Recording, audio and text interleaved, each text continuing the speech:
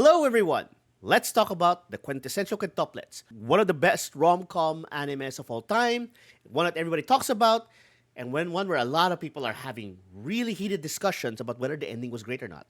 It seems that the internet has decided that the ending is not really that great, and that the wrong girl won, or that their waifu didn't win or whatever, and that because of that it taints the entire series. Personally, in my opinion, I was fine with the ending. Was it the best ending ever? No. But it was fine. It was fine. But people want an ending that satisfies them. So let's see if we can do that. Before we move on, of course, naturally, since we're talking about the ending of a show, spoilers abound. You've been warned. Let's try to fix the story of the Quintessential Quintuplets.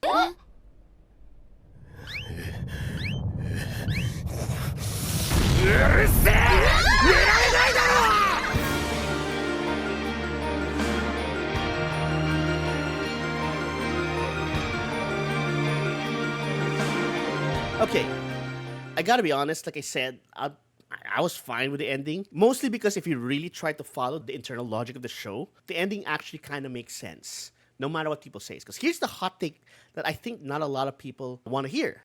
Yotsuba was the only choice. Oh, I can see already people coming after me. Oh no, oh no you don't. Oh no you don't. Hear me out, hear me out. Why do I think Yotsuba was the only choice?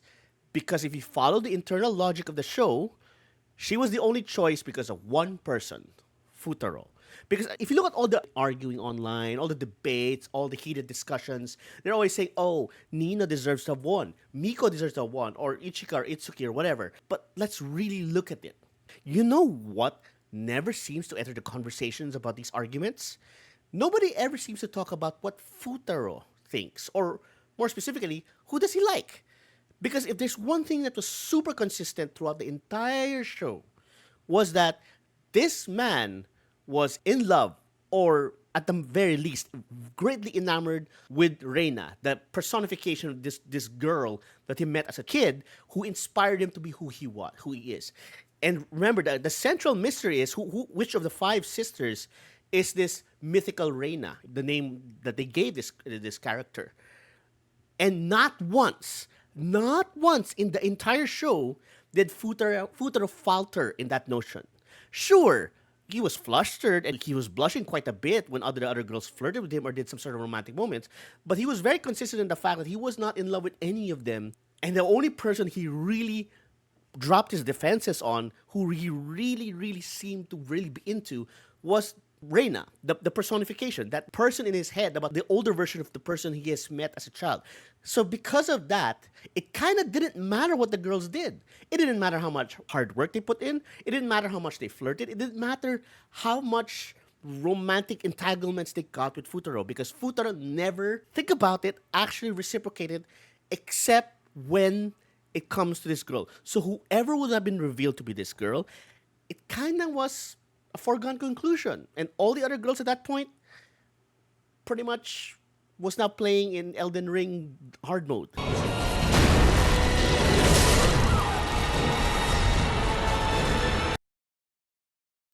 I guess in that sense, it was never about Futaro falling in love with one of the Nakano sisters. For him, it was always about who among the sisters best fits that character in my head. In these five sisters, theoretically could be Reina. And if you look at it from his mindset, think about the lens of how Reina as a character inspired him to be the way he is. Who among the sisters fits the bill in that inspiration? It was only Yotsuba. She was the only choice, unfortunately, no matter what.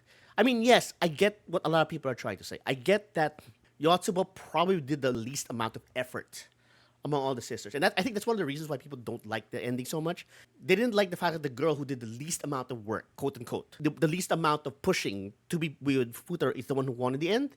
But I gotta remind everyone, right? That's not how romance works. Okay? Romance, you don't get to be with the person you love just because you put in the most effort. Sometimes you can put all the effort, make no mistakes, and still lose.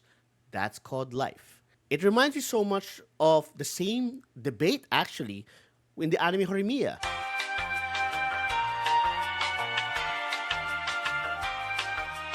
The whole love triangle with Toru, Yuki, and Sakura, and how a lot of people did not like the fact that Toru ended up with Yuki and not Sakura. Because again, same thing. Sakura put in the effort to try to get with Toru, and Toru still chose Yuki, who was established in the show, kept running away. But again, one thing we have to establish is that romance, love, falling in love with a person, it's never about who deserves it most, quote unquote. It's always about what you feel. And unfortunately, sometimes the quote unquote wrong person is the person you fall in love with. And that is such an important lesson in romance, in love, and dating, and relationships, whatever. Sometimes it's not about effort, it's just about connections. And if we look at it through that lens, there's really no other choice but Yotsuba, because only one character throughout the entire series has succeeded in making a connection with Futaro. And that's the young little girl he met who inspired him to be the person he was. And when that was revealed to be Yotsuba, that was it. Game over. There was no other choice. So let's leave it be. Wait, why are you all looking at me like that? Stop, stop, stop. Hold on, hold on, hold on. Drop your weapons. Don't drop your weapons. Okay, I understand that that's not what this video is about. I know you came in here wanting to hear me talk about how we can fix the story of this quote-unquote bad ending. So yeah, don't worry about it. Don't worry, don't worry. We're actually going to do that. We're actually going to do that. We're going to try to fix it, okay? Cool? But just like my previous video on when we were trying to fix the story, let's put some ground rules. One, we cannot retcon stuff, okay? Well, we can retcon maybe the ending for obvious reasons, but what for the purpose of this particular exercise, right? We're gonna try our best not to retcon anything, not change any major plot points. We are probably the way I'm going to play around with it is that I'm only gonna change one thing. And we'll get to that when we get to the Yotsuba. We're going to add one particular scene that wasn't in the show, and I'll explain why I have to add that. And then we're going to divert away when all five girls went to different classrooms. Remember in the movie, and he had to enter one room to make his choice. We're gonna go see what happens, and then what happens. We're gonna change it where he chooses a different girl, right? So yes, we have a treat. I'm not gonna treat you to just not one, not two, but one ending for each girl, other than Yotsuba because canon ending was hers, about them winning. So guess what? If you don't like me fixing the story and having, Ichika win, I'm gonna give you another way of how make each girl win. Whatever Nakano's sister will still get the ending you desire. Okay? We're gonna go visit alternate realities where Yotsuba was not endgame girl. And we're going to try to do so in a way that makes it make sense without making major retcons to the story. All right? Cool? What? You still not satisfied? Look, trust me. I've done this before. We can do it again, okay? However, even if you are not happy with this, let's just say for some reason you don't like my awesome tweaking of the story, well, don't worry about it. There is actually other alternatives out there for you. Like, for example, I don't know if a lot of fans realize, but there's actually a visual novel video game out there on the Quintessential Quintuplets. It's a visual novel and in this game, yes, they do provide endings where you choose a different girl. There's some actually nice artwork. So if you don't like the canon ending, you can try to play the video game. I believe it's in Japanese though, so that's one hurdle you're gonna have to get through. But yeah, I mean, it could provide closure for some of you guys regarding that if you just play that video game. And if that's still isn't enough, well, there's always the Stitches Dojinshi. All right, so now that's out of the way, let's see if we can fix the story of the Quintessential Quintuplets. Let's go.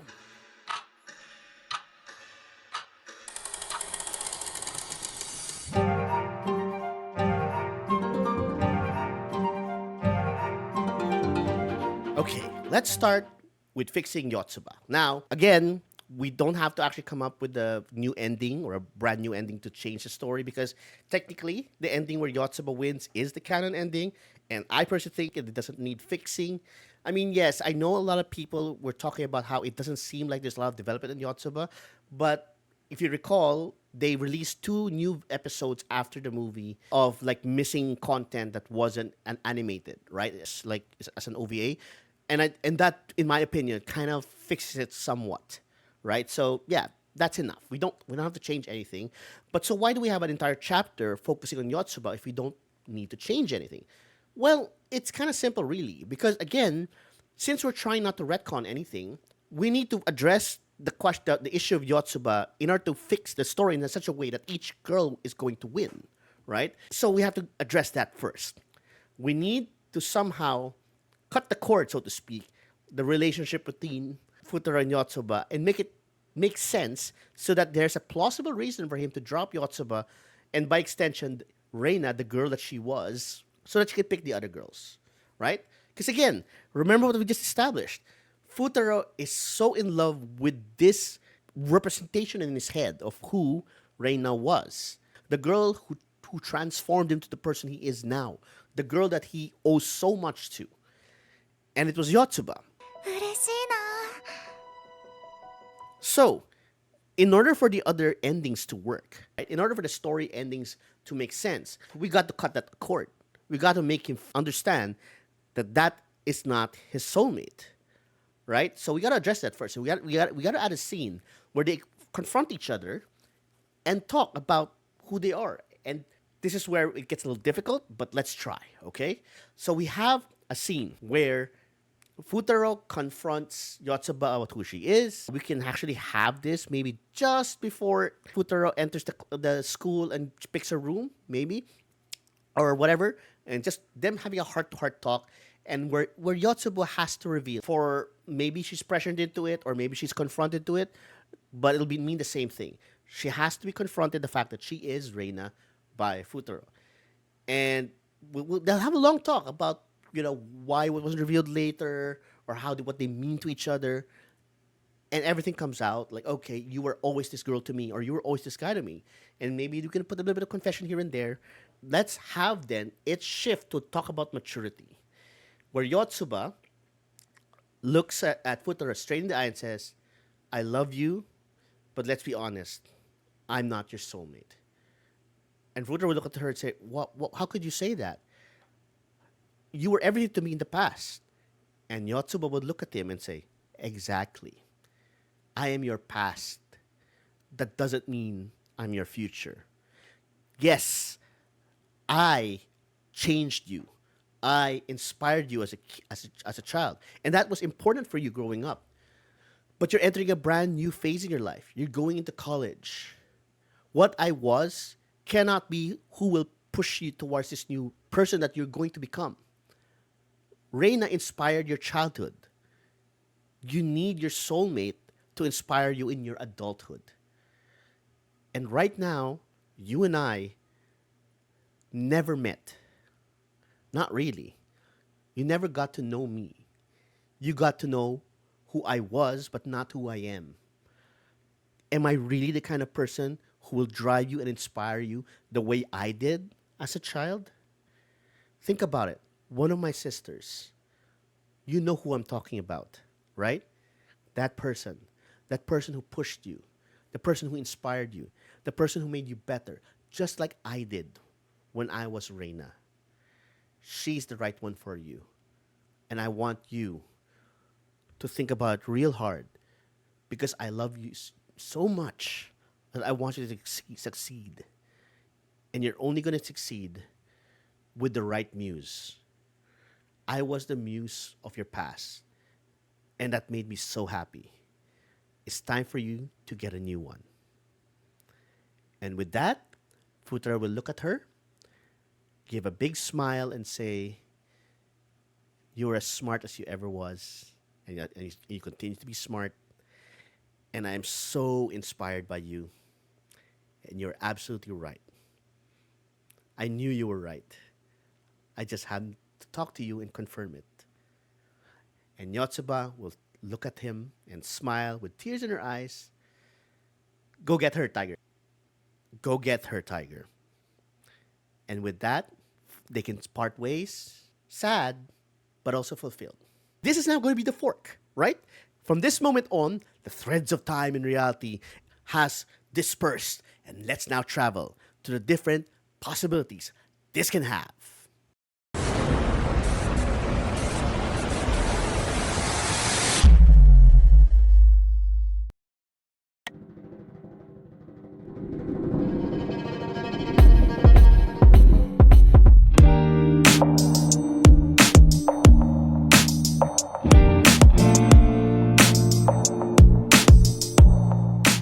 let's talk about Itsuki Nakano. From being the first girl to main girl. I mean, I know it's a bit of a trope that typically or usually, well, I wouldn't say really, but come on, let's go with tropes, shall we? She's typically the first girl that we meet in an anime is usually the end game girl, the main girl. And so a lot of people thought that would be Itsuki, and you would actually be you would nobody would blame you because if you especially if you frame it in the first few episodes of the Quintessential Quintuplets, it does seem like she's the one destined to be with him. Not only because she was the first girl, but because she ends up doing things that no other girl, at least in the beginning, gets to do, which is, well, bond with him privately and in the confines of his own home, right? Like all the girls, have sweet moments, but she's the one who got to know his home life. She's the one who got to meet his family first. They get to hang out. They get to actually bond, and they actually get to open up to each other. In many ways, Itsuki became his confidant. And if I can go on for tangent, that was one of the weaknesses of the quintessential quintuplets is outside of Futaro and the Nakano sisters, it's kind of weak on supporting characters, and thus, out of necessity, a lot of the important characters that you normally need in a show are end up subsumed by the sisters. And in this case, the fact that actually Futaro doesn't have a confidant who he can talk to about his problems. Not a romantic one necessarily, but just a confidant. And in many ways, Itsuki was that for him. Unfortunately, as the show went on, that role was slowly, little by little, taken over by Ichika. More on that on her section. But at any rate, this can be a strong foundation of her future supposed alternate reality ending will be. Because yeah, she does have the advantage of bonding with him in a non-romantic, non-flirty way. And that could mean a lot, especially in terms of relationship strength. これはもはや友達でしょ We already have our establisher here, right? Like we've extricated Futaro from Yotsuba. Now it's time for him to visit Itsuki, and they talk about it. So entering the room where Itsuki is, Itsuki would look at him and say, "Why are you here?"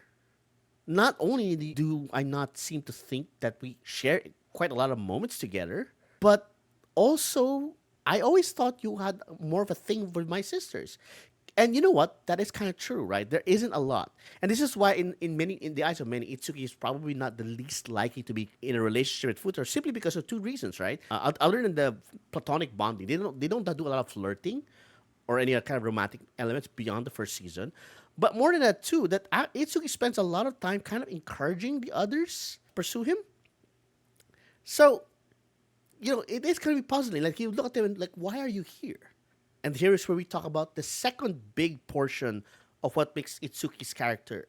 And that is the fact that she is very much like Futaro in their dreams. They share similar academic dreams. Okay, we don't know if Futaro wants to be a teacher, but definitely his entire personality is about studying and getting a better education. They both understand that fully. And I think it was a bit unfortunate for the show that they framed Itsuki's love for teaching or drive to have a teaching career tied to her mom, who was a teacher. And again, to be fair, that is a strong one. I don't have problems with that. But I do feel that there was also a lot of missed opportunities that it can also not just be her connecting with her mom. It could also be her connecting with Futaro because Futaro too is very much academically inclined. So we can have that. Let's use that to our advantage. We can have Futaro sit down, ask her, "Tell me about your dreams again." "I want to be a teacher. I want to be like my mom." And Futaro will smile and look at her. "I can. Do you need any help? Do you need any tutoring? Or do you just need someone to study with?" You don't need to say anything more than that. It's understood between the two of them. Because they, more than any of the other sisters, understand the value of education and what it means for them and how it connects them to something in their past. For Itsuki, it's her mom. For Futaro, it's Reina and how she changed him. That's it. It doesn't have to have big grand gestures of romance. It can just be a subtle smile between them as they understand. You know what? individually and separately from each other, we decided that this will be our fate, to be part of the academic world. And the fact that you and I both chose that path, maybe that's a sign. Maybe that's a sign that you and I are meant to be together. And with that, you can have probably the most subtle romantic entanglements we can have, at least in a world like the quintessential quintuplets. Have them bond, and maybe as they go on in college together and teach, maybe not as lovey-dovey as the others, but it's that drive, right? And a lot of people, even in real life, they do bond over shared dreams and shared fates and shared career paths, and that can be Itsuki, right? Yes, it is true that she probably has the least amount of romantic flirting and doki doki moments compared to the other sisters. But you know what? Let's lean into that. Let's lean onto that and subvert the trope. Okay? They are meant for each other because it's not necessarily ridiculously romantic, but subtly romantic.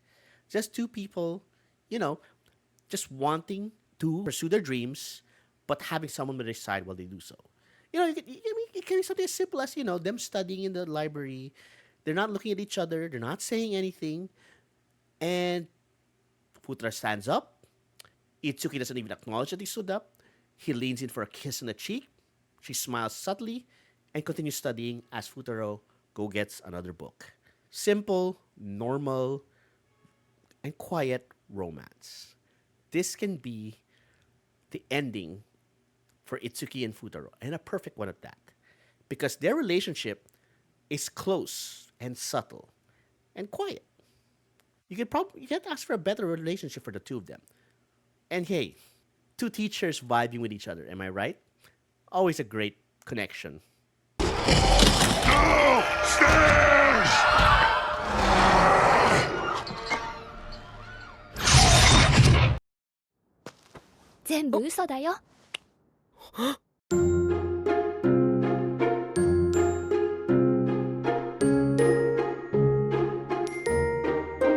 Okay. Yes, you saw the title. The only other girl other than Yotsuba with an actual shot. That's right. Come at me, bros. Okay, let me explain. I know Ichika is a very controversial figure, mostly because of what happened. Uh, and I want to provide a little bit of a defense in that in a few moments. But yes, once again, if you critically follow the story and really look at it, Ichika does have the best shot at Futaro if Yotsuba's not around, right? I don't care what Team Miku and Team Nino says. We'll discuss them there. But yes, I will die on this hill that Ichika was probably the second most likely. This, no matter what the fandom says about her. Okay, let me explain. Well, I've already mentioned a bit about it with Itsuki, but one thing that happened towards the latter part of the anime is that little by little, Ichika pretty much took over what was initially Itsuki's role, which was that of Futaro's confidant, the person he would go to if he needed to talk to someone about his issues or his problems or his concerns. And there's a lot of reasons for that. Now, I think one of the reasons for that, and it does make sense, is the fact that Ichika and Futaro kind of bond over the fact that both of them are older siblings, right? Quote unquote, in the case of Ichika, right? They both have younger siblings that they have to take care of.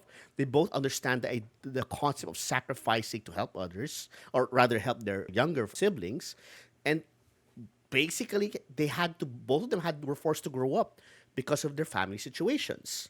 And in that regards, it does make total sense that they would bond over that, right?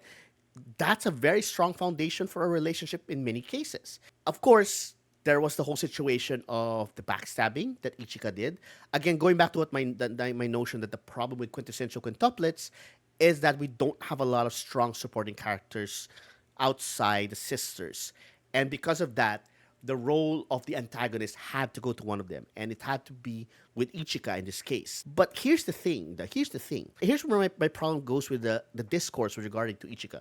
First of all, you got to understand her mindset on why she did that. In the beginning, especially in the early days, she was very much sacrificing her own happiness for the happiness of her sisters. She was basically pushing Miko and I believe Nino at the time to shoot their shot with Futaro. And she herself was starting to grow feelings, but she was keeping it in. She was sacrificing her happiness for the happiness of her sisters. And she was doing that as the quote unquote eldest of them. And then we had that conversation in the roof with Yotsuba, where Yotsuba basically encouraged her, it's okay to want something. It's okay to be greedy and get something that you truly want. You don't have to keep sacrificing for us. It's fine. And because of that very important conversation, that's the time she started saying, you know what?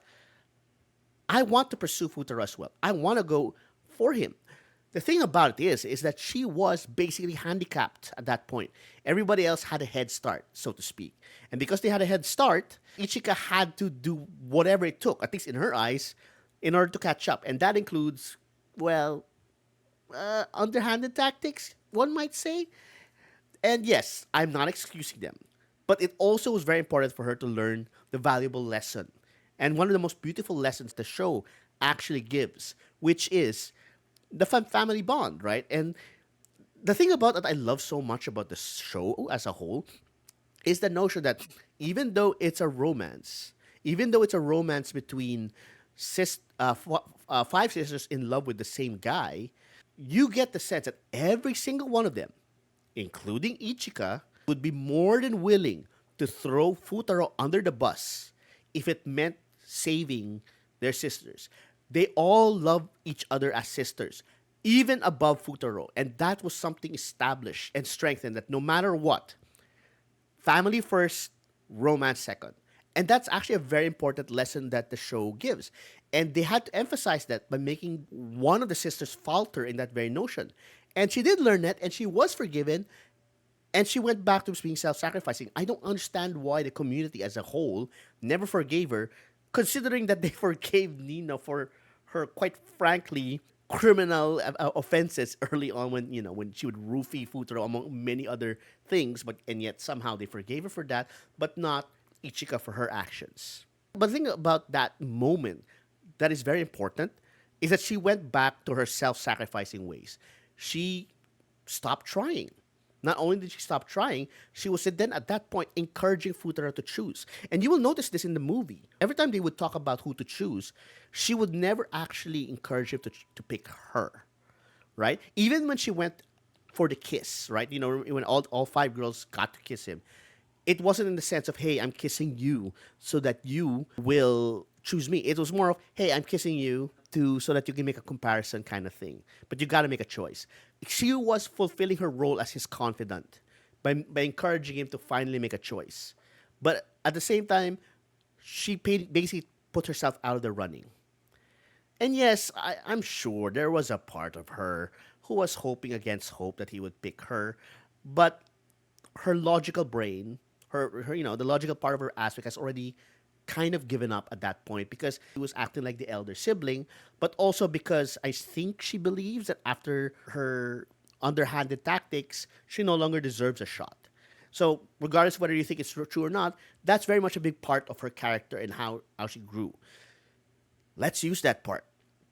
Let's use the fact that she gave a mature choice, decided to give up, and decided to kind of move on from loving Futaro out of love for her sisters, right?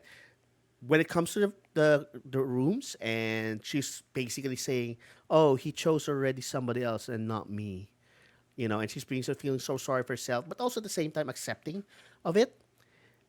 We can have Futaro enter the balcony because remember, she wasn't in a room because she was already deciding to herself that she didn't have a shot, and she goes, "Hey, I'm here." She would look all surprised, look at him, almost shaking in both happiness and but also confusion, and ask, "Why me? Why did you pick me?" And it's very simple answer. Because you were there for me when I needed you.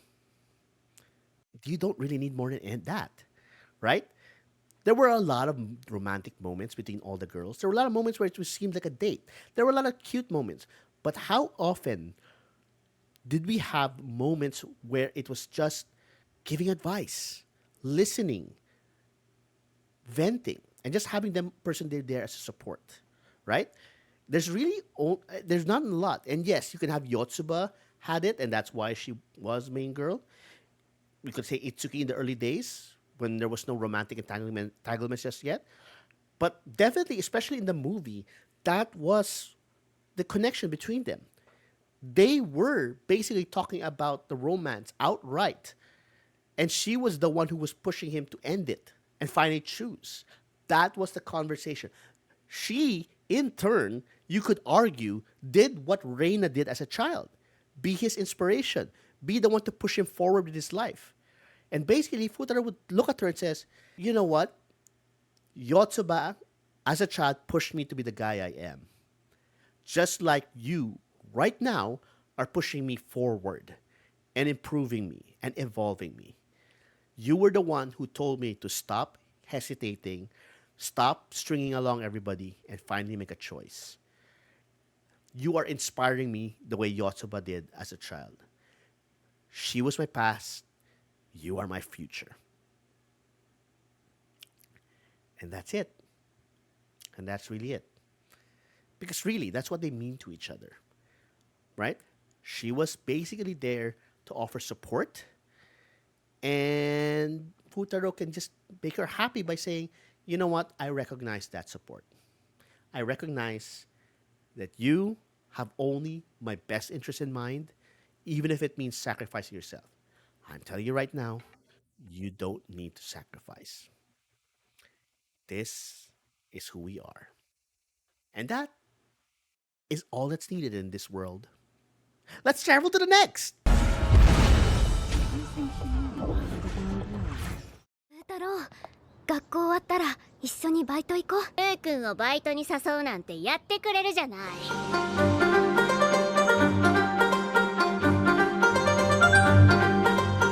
This is probably where I'm going to get the most hate. But let's talk about it. Because let's be honest, the most popular ships in the fandom are those who are Team Nino and Team Miku. Why am I putting them in the same chapter and potentially pissing off both communities? Because let's be honest, they are interchangeable. What? What? What? Come at me! Come at me!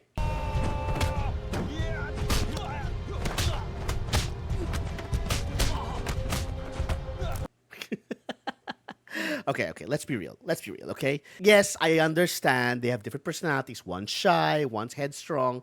But really, when it comes to even though they have their own sub stories, when it comes to Futaro and the romance game, they have the same issue, which is basically how do I get him to notice me? And then they would pull all the stops. Nino just being braver than Miko, and Miko just being shy about it, and probably needing a little bit of a push from her sisters. But pretty much it's the same, right? And it even goes as far as to say that the author didn't even bother to give them separate dreams. They both opened a restaurant together, for God's sake. They are two sides of the same coin. So when it comes to trying to fix the story to please the fandom, I'm sorry to say, but it's pretty much the same solution for both of them. And that is, well, for Futaro to recognize their effort. Let's dive deep into it, right? Why is it that they're the most popular ships? Because objectively speaking, and yes, I'm saying the word objectively, they are the ones that push the most effort. Nino, especially being the headstrong one of the two. Nino was the one who was brave enough to ask him out. She was the one who's brave enough to confess. She was the one who actively did some things. And this is why people were so annoyed that she was not chosen. She worked the hardest. I am not disputing that. As for Miko, well, she didn't. She also worked as hard.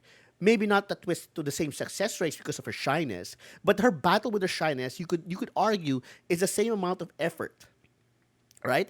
But the point of the matter is, both of them overcome so much of their insecurities in order to tell the guy that they love that they love him, and that is admirable. I admire them for it. But then again, let's go back to what I said. The lesson of the show, and one thing I hope a lot of the fandom understands about them is that doesn't matter. That doesn't matter. Or rather, it doesn't matter as much as you think it is. Effort can mean something, but at the end of the day, if the other person doesn't like you the same way, they don't like you the same way. Going back to the Picard meme. And Commander, it is possible to commit no mistakes and still lose. That is not a weakness. That is life. You can do everything. Everything. And if the other person doesn't like you back, it doesn't mean jack. It's sad, but that's reality. And sometimes having that featured is just as important. That we have, it's important for us to recognize in the battle that is love, sometimes effort is not rewarded. And that's a valuable lesson for both to learn. But of course, we're trying to make them win, right? So it's simple. Reverse it. Make Futaro approach their room, right? In that pivotal moment, and just basically say, I recognize you. I see you. I see that you worked hard. And I admire you for it. I respect you for it. And I can't wait. I cannot wait to see where you will go with all that energy and all that effort. I cannot wait to see how high you will fly. And I want to be there when you skyrocket to what the person you kind of want to be. And that is a romantic thing to say, right? At this point, really, you're essentially showing that Miku and Nino, yes, are kind of in their own way bright stars with bright futures. And Futaro is telling them, I want to be a part of it. It doesn't have to be more complicated than that. But of course, yeah. I mean, is it not necessarily reflective of the idea that sometimes it's not enough? Maybe, but it's romantic for sure. And yes, it kind of undermines Futaro a little bit because, he's still so in love with the concept of Reina. But then let's fix that. And just simply say, well, Reina was amazing, and that's why I loved her so much. But guess who else is amazing? You are.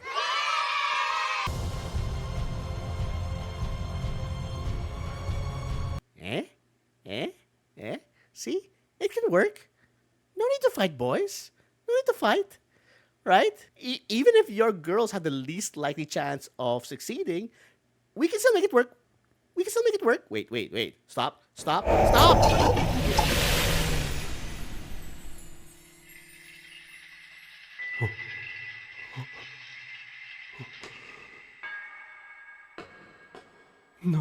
Nanda.